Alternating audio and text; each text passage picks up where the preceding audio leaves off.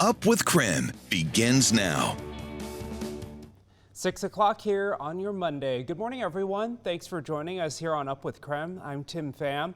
We also want to welcome you in if you're streaming us on KREM 2+. We're helping you prepare for your Monday morning by getting you ready for your work week. So meteorologist Thomas Patrick with us now. So Thomas, is it going to feel like spring this week? This week, yeah, I would say it still feels like early spring.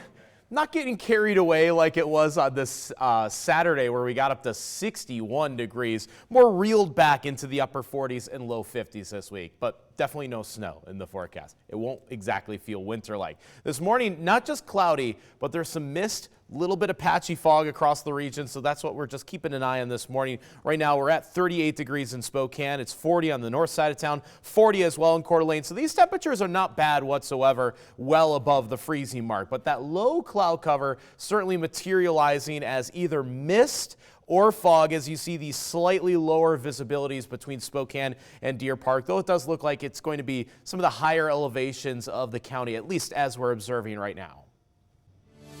Here's a live look at the traffic impact here at I-90 and State Line. You can see traffic, it looks like it's moving nice and smoothly here on this Monday morning, what we like to see as we kick off a brand new work week. So we will keep a close eye on all of our traffic cameras throughout the WatchDOT network so you know what it looks like before you head out the door. On Up with KREM, we bring you weather and traffic together every 30 minutes. Today, drivers in Post Falls will see some major changes on the I-90 and State Highway 41 interchange. Here's what the Idaho Department of Transportation wants you to know. The westbound off-ramp will close for construction, and this means traffic will be detoured to the Celtice Way interchange at exit 6. A temporary signal is in place at Celtice Way to handle detoured traffic leaving the interstate. The off-ramp will be closed through next fall. Meantime, the Spokane Police Department says they anticipate by this June, 2 traffic light cameras will be placed at the intersection of North Green Street and East Mission Avenue. KREM 2's Regan Gallo joins us now live with more details on this plan for the intersection. Regan, tell us about this. Good morning.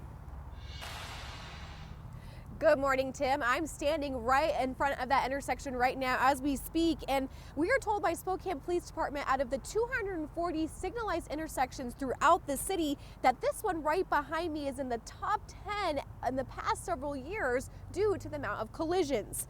This traffic light camera project is part of Mayor Brown's Safe Street Structure legislation that was passed last summer. And Sergeant Teresa Fuller told KREM 2 the 2 new cameras will be facing northbound and eastbound directions on the intersection of Green and Mission. She says the intersection has a large volume of traffic with Spokane Community College right next door and Chief Gary Park just a few blocks away. We're putting a camera as a much safer thing for everybody because then it catches all the violators. We're not having people run red lights to try to catch red light runners, and it just adds some overall safety to the intersection. Fuller says no taxpayer dollars will fund these cameras. This project comes straight out of the Safe Streets for All Fund, which falls under Mayor Brown's Safe Street Structure legislation. Police officials also note that traffic light camera tickets are about $145 per ticket, and they do not go on the reported driver's driving record. Now, if you're concerned about speed in your neighborhood, you can apply for the City of Spokane's Mobile Speed Feedback Program by April 14th. That program then places mobile speed trailers for 2 weeks at the request of neighborhood councils. It displays the speed of the drivers, and it also collects that speed data. I'm reporting live from Green and Mission. Regan Gallo, KREM 2. Well, get ready, basketball fans. Registration has officially opened for a Spokane tradition and favorite. Hoopfest is the largest 3-on-3 basketball tournament in the world. You can see the countdown there, 117 days to go.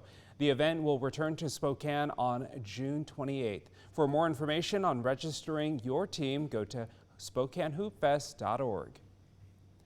An Idaho State Police Sergeant is preparing for a once-in-a-lifetime honor. This is so special. Sergeant Jason Cagle will carry the Olympic torch for the 2025 Special Olympics World Winter Games. So it has been a dream come true that I didn't realize I had a dream. It's been quite the honor, and I hope I can represent the citizens of Idaho like they deserve to be represented. While so special, Cagle has been a longtime supporter of the Special Olympics. He is one of 81 law enforcement officers worldwide chosen to participate. Sergeant Cagle will carry the torch for the games this Saturday. Table number 28 with a $500 bid. Way to go! Look at those sharp-dressed folks there. KREM 2's Mark Hanrahan and Laura Papetti were at a big event on Friday supporting the Inland Northwest Honor Flight Group. They emceed the nonprofit's gala at the Spokane Convention Center. Honor Flight, of course, takes our local veterans to see the military memorials in Washington, D.C. built in their honor. If you want to support Honor Flight, just head to the link at the bottom of your screen. As it turns out, us humans were not the only ones out enjoying the sunshine this weekend. The Airway Heights Police Department noticed one of their K9 officers, taking a break. So cute in all that sunshine. K9 Officer Rozo is a rescue dog, and the department says he is a high-energy pup who needs structure in his life, which is why becoming a K9 was a good fit for him. Rozo is handled by Officer Clay Pearson. Of course, as you can see, it's not all work for Rozo. You got to find balance, right? You got to take a break, enjoy that sunshine, get some vitamin D. Needs that work-life balance, right? Even us. And yeah, this past weekend was absolutely wonderful. I was in t-shirt and shorts on this Saturday. It was 61 degrees for that day, which was our first 60-degree day of the year. We'll still be near 50 degrees, at least for most of this week, but reeled back in just because a little extra cloud cover has found its way into the inland northwest. Nothing significant in terms of rainfall, but it is a bit misty. Could even see some patchy fog through the early morning hours here. What will ultimately be a mostly cloudy day from Spokane's perspective. High of just 49 today, again compared to 61 from 2 days ago, but our temperatures will still remain above average for most of this week.